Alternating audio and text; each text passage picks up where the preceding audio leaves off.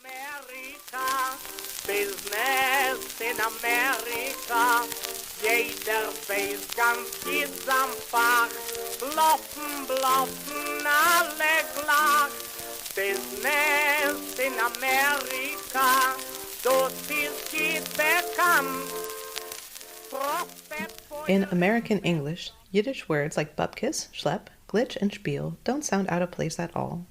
They've become part of the vernacular, so much so that those using these words may not even know their origins. The history of Yiddish language integration, or language borrowing, and its subsequent entry into day-to-day usage by non-Yiddish speakers presents an interesting tale. Hello and welcome. I'm Julie Shipley for the course Language Diversity within the Cultural and Social Studies Bachelor Program at the European University Viadrina in Frankfurt-Oder.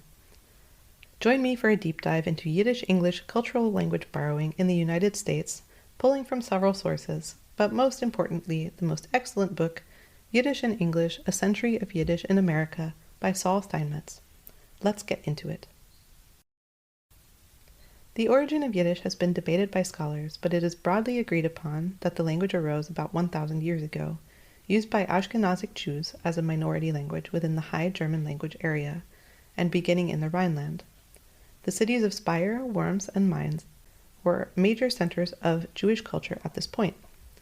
Ashkenaz became the Jewish term for German-speaking lands, and Ashkenazim became the term used to refer to Jews of these lands. Yiddish scholar Max Weinreich describes Yiddish as a fusion language that combines several elements.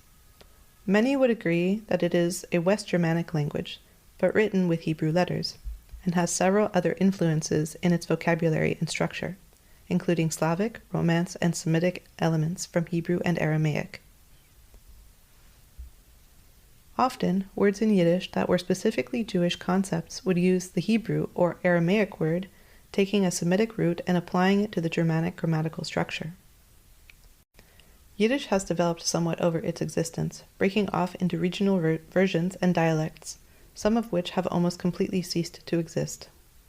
The Western variation of Yiddish became almost completely integrated with German over time, but Jewish communities were often isolated throughout European history, leading to the preservation of specifically Jewish languages, at least in some cases, like that of the Eastern variation of Yiddish.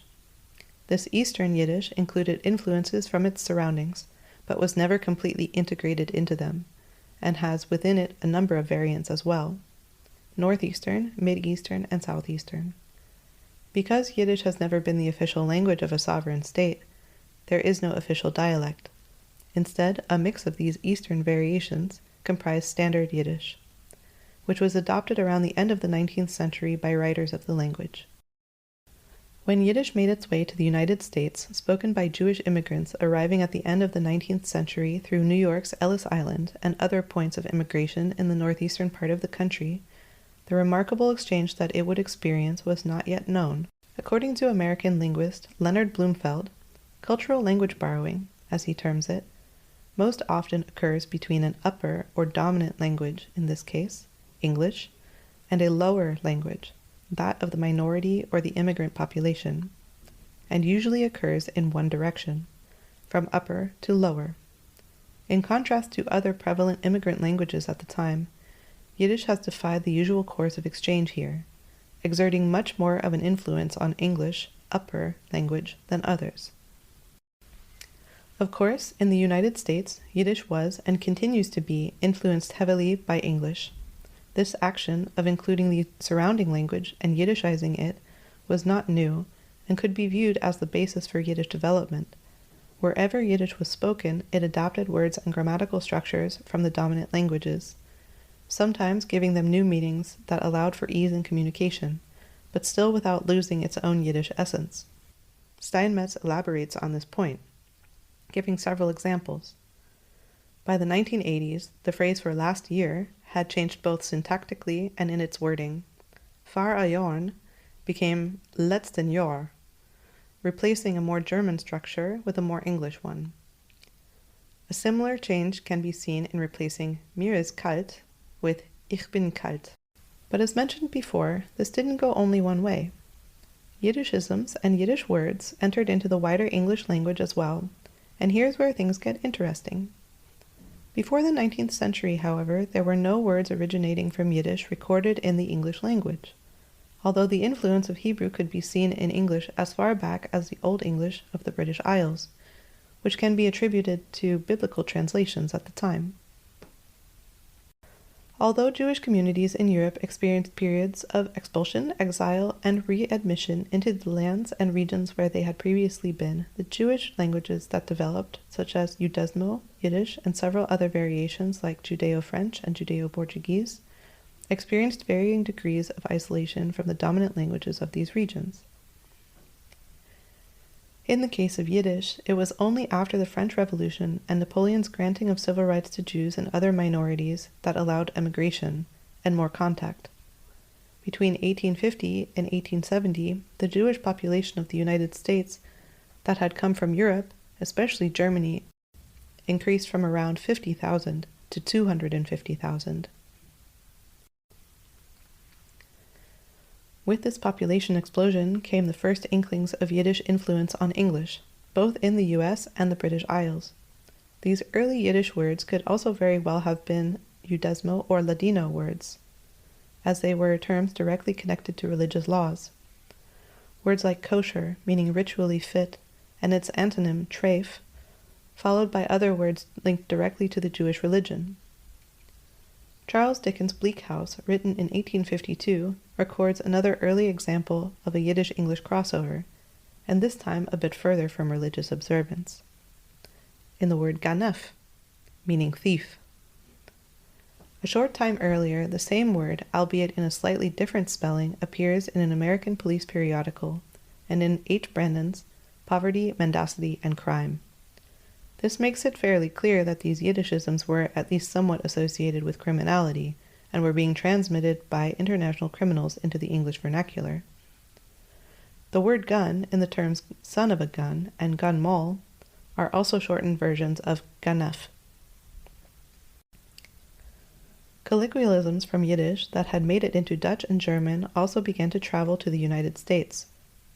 Words such as tuchus, for bottom, meshuga, for crazy, and mazuma and shekels, for money, were all recorded in use in Baltimore by the 1880s. Even the word Yiddish itself was adopted in the 1890s, along with the word Yid. The Oxford English Dictionary at first wrongly described Yid as a Yiddish-speaking Jew, where Yid actually just means a Jewish person. Another wave of Jewish immigration around 1917 and the end of World War I, this time from Russia and Romania, meant a further injection of Yiddishkeit into both New York and London. Here we see Schnurrer, for beggar, and Schlemiel, for a bungling person, enter into English usage, among more religious terms as well. Words having to do with food also found their way into English, most notably and most deliciously, bagel and lax, and many others, such as blintzes, for rolled pancakes, and latkes, for potato pancakes, some of which were only recorded officially in the early 1900s, or as late as the 1930s, but were almost definitely in use much, much earlier. In the 1920s and 30s, H. L. Mencken recorded Yiddish loanwords in several editions of the American language that had arisen in English, which are still in use in English-speaking countries today. His source of material was the editor of the Yiddish-language newspaper Vorwärts, The Forward, Abraham Kahan. Vorwärts was and is a significant periodical that is still published in Yiddish and English today. Mencken painstakingly noted the most specific details of the definitions of Yiddish words, allowing for a deeper and more contextualized understanding of how these loanwords were used and how their uses evolved. Instead of only focusing on the translation of these words, he chose to record their contextual uses within English communication. For all of Mencken's efforts, however, there was a most colorful gap in his repertoire, that of American vulgar slang Yiddishisms. These were mostly orally passed down or around at the time, not written due to a ban on obscenities in American literature, which only began to lift in the 1940s.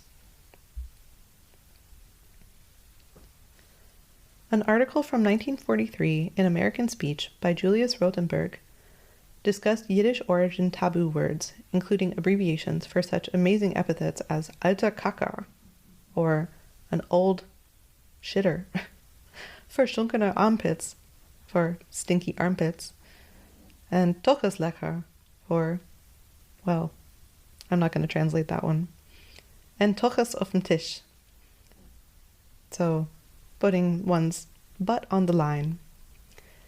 The slightly less vulgar Lo mir gehen, for let's go, was also amongst these. The 1940s was a significant time period for Yiddish and English crossover. Servicemen, both Jew and Gentile alike, lived and fought in close quarters, sharing slang and most everything else during the war. Another massive wave of Jewish immigration, fleeing Nazi persecution in Europe, nearly 200,000 strong, arrived in English-speaking countries at this time, many of them Yiddish speakers. This most recent immigrant group also brought an element of interest in preserving the language and Jewish cultural identity, and their efforts led to the establishment of educational and social institutions that centered using Yiddish, Hebrew, and English in parallel. The YIVO Institute for Jewish Research, founded in 1925 in Berlin and Vilno, Poland, now Vilnius, Lithuania, which proclaims itself as the largest collection of Yiddish language books, pamphlets, and newspapers in the world, was forced to relocate to New York in 1940, bringing its focus on documentation and study of Jewish life, language, history, religion, folkways, and material culture with it. Although its archives were looted by the Nazis, it was still the only pre-war Jewish archive and library to have survived the Holocaust, and is still in operation today. Following World War II, Yiddishisms kept popping up in American slang, along with another change, more Hebraisms as well.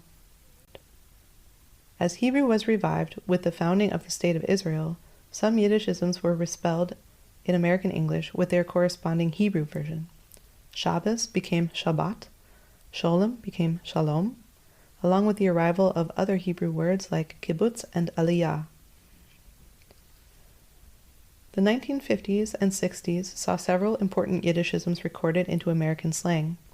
Nash, for a little nibble, Bubkis, which means chicken feed or just nothing at all, Kvetch, to complain, Klutz, meaning a clumsy person, Maven, meaning expert or connoisseur. It also included more verbs and adjectives than ever before amongst these loanwords. The word chutzpah finally made its appearance in the Oxford English Dictionary in 1972, which was very long overdue. It is difficult to talk about Yiddish without mentioning humor and comedy, of course. These aspects have played an enormous part in not only the survival of Yiddish, but in its crossover and borrowing with English. Yiddish scholar Lillian Merman Feinsilver said that the use of bilingual puns epitomizes the bicultural nature of Jewish existence, listing scores of examples over many years, ranging from restaurant names like Bagel Deluxe to a writer for Book Digest calling now infamous comedian Woody Allen a shy schlepperkon, combining schlepp, meaning to drag or carry around, and leprechaun, to a ship named the SS Mein Kind, a play on the common Yiddish saying, SS, mein Kind, eat, my child. This humorous aspect of Yiddish and English crossover can be traced back to Yiddish theater and vaudeville shows in the American Northeast. Variety shows in the late 19th and early 20th century transmitted Yiddishisms and Jewish humor to audiences on Broadway and beyond. This translated directly into a presence that reached further than just person-to-person contact, but was broadcast over radio directly into American, non-Jewish homes, and later via film and television. The Marx Brothers, with their overtly Jewish looks and Yiddish-inflected speech, became some of the first recognizably Jewish movie stars. The Goldbergs, the brainchild of Gertrude Berg, was the first serialized Jewish-American radio comedy drama, and one of the first programs to authentically portray Jewish life in the U.S., running from the 1920s until the 1940s, the second longest-running 15-minute daily serial. With the rise of television, Gertrude Berg brought the Goldbergs to that platform as well. Let's listen to a clip of the Goldbergs radio show from 1942. You? Is anybody? There she is. That's Molly Goldberg, folks. A woman with a place in every heart and a finger in every pie. It's late at night, and everybody is in bed, or should be. The tone at the house is rather quiet, rather sober, for Sammy is leaving early tomorrow morning for the army. And so there was a little packing and a number of goodbyes, and the darkness fell. The moon came out, and people went to bed. But sleep is nowhere near the Goldberg house tonight, and in Molly's bedroom the moon is very bright. Listen. Is the moon shining in your face, Molly? No. So why don't you sleep? I'm trying to remember if I forgot something. Forget to remember and go to sleep. Did I put an extra blanket on Samuel's bed? You did. I did? You did. I'll go see. I don't think so. Molly. I don't think so, Jake. Give Sammy a blanket and no talk.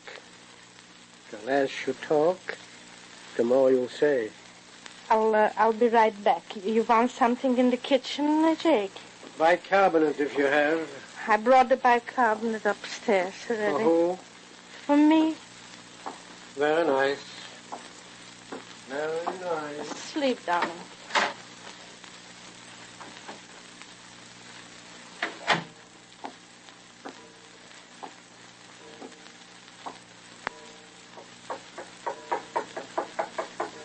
Yeah? Mikey?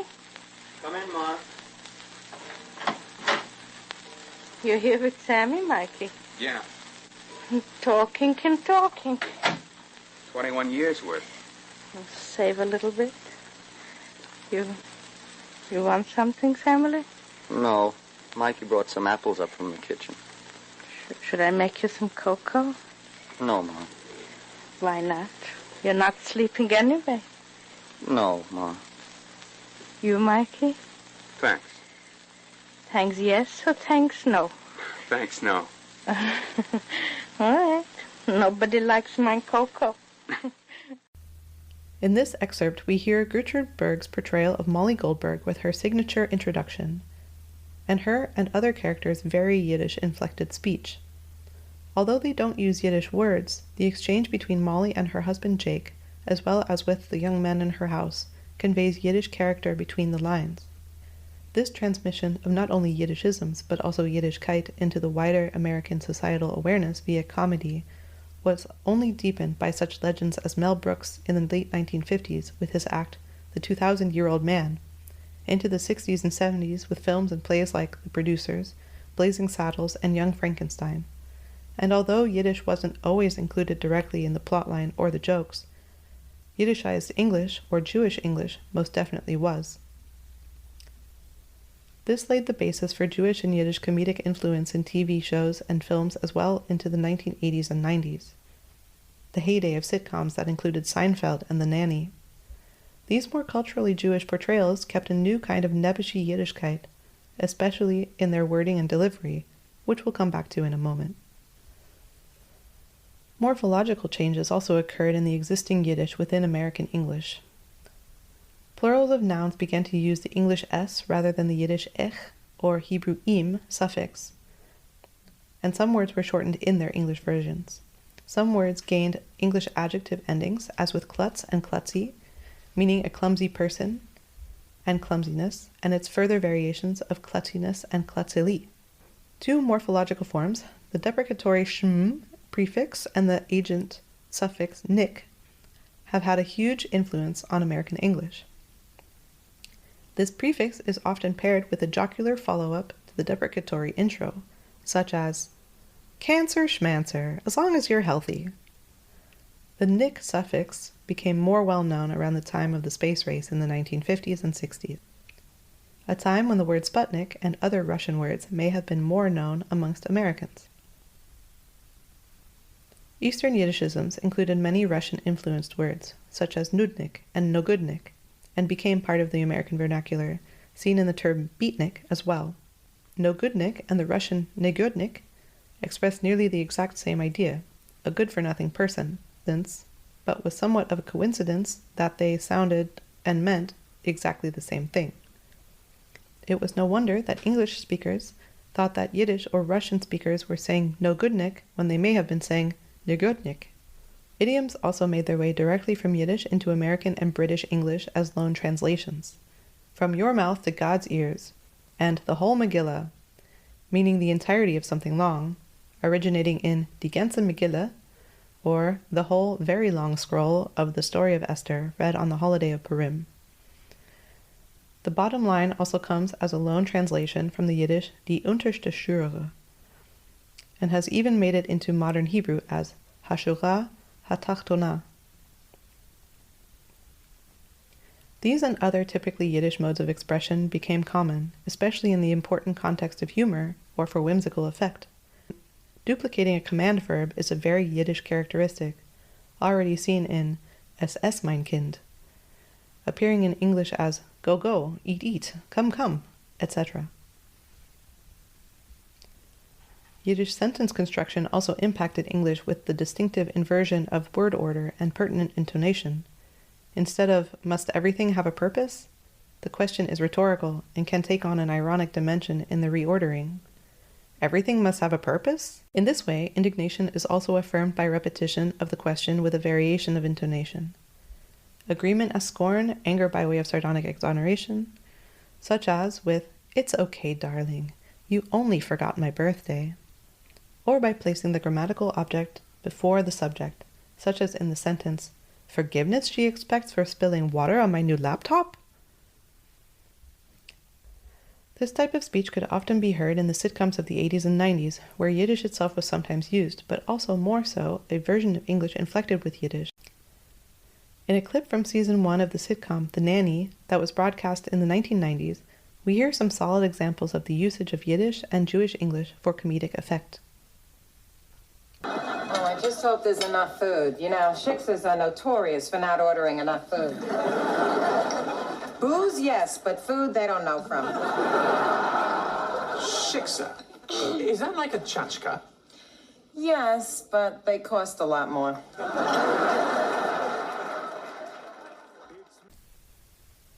We hear the word shiksa, a non-Jewish woman, used by Fran Drescher's character, Fran Fine. We then hear her use a very Jewish English construction. Booze, yes, but food they don't know from, which could most likely be a direct translation of what would have been said in Yiddish.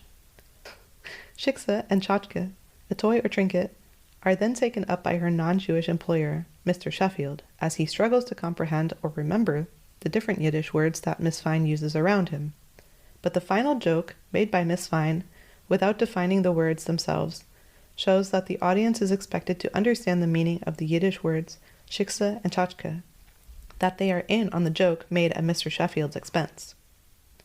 The Nanny ran on CBS in the United States for 6 years between 1993 and 1999, and won several awards, attesting not only to the saturation of Yiddish understanding within wider American society, but to its success and longevity in communication, comedic and otherwise.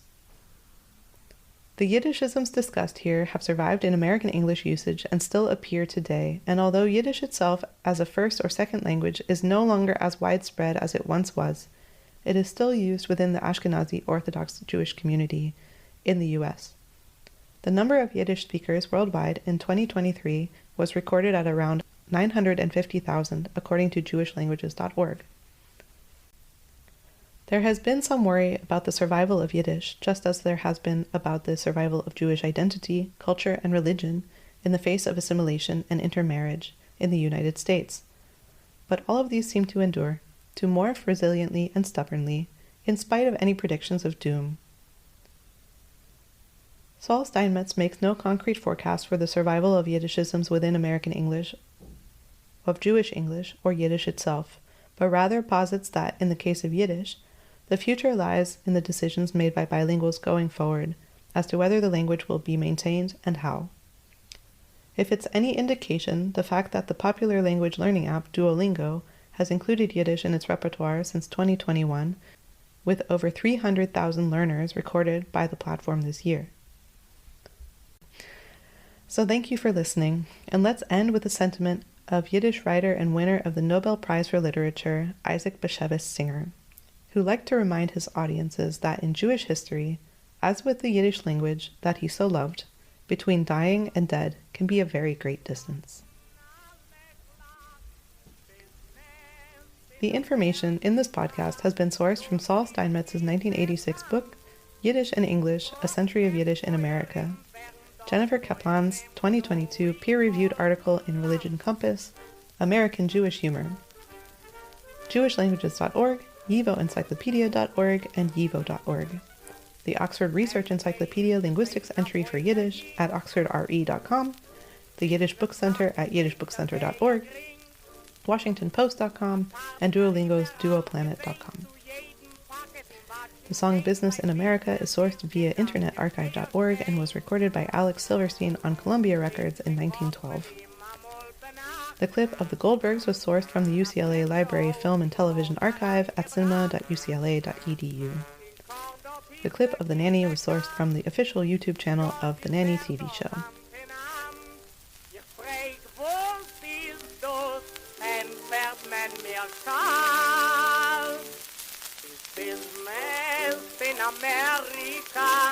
Business in America, jeder weiß ganz geht's am Fach, a Georgia kann seinen Glach.